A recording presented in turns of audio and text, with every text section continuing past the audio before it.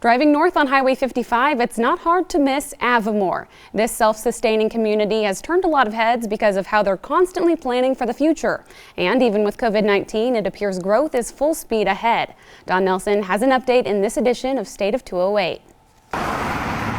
You could say Avimor is really the first planned community of this scale. I guess really building a small town out here. You know, when we're finished here in a couple decades, we'll have 10,000 homes and on 23,000 acres and 15,000 acres of open space. And if you think this year's pandemic has had any effect on how much dirt is being moved, development manager Dan Richter says think again. When I did open up my newest phase, or my phase 9, I wanted to sell about 10 homes on our first day because sales had told me they had a lot of people interested. So I said Saturday morning you can start selling them, and I wanted to sell 10, maybe 15. And by the time the day was over, they were into the mid-40s. When I arrived at the sales office, people were lined up out front. Mark Gruber can tell you firsthand what life's like living in the hills.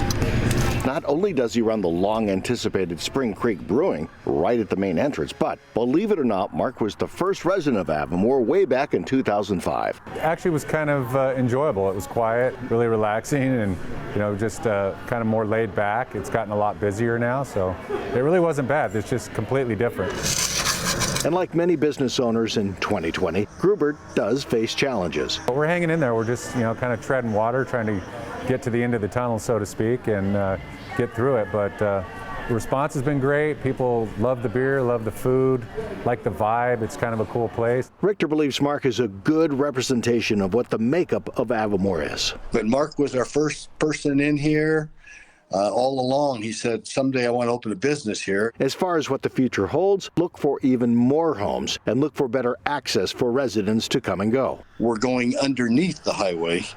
So instead of having a stop sign or lights there, it'll just be ramps, just as though you're getting on the interstate. So it won't slow down traffic on 55. It'll allow also the people in our community, the pedestrians and the horseback riders, to go under 55. So kids on bikes and stuff, if they want to go mountain bike on the other side of the highway, they don't have to cross the highway.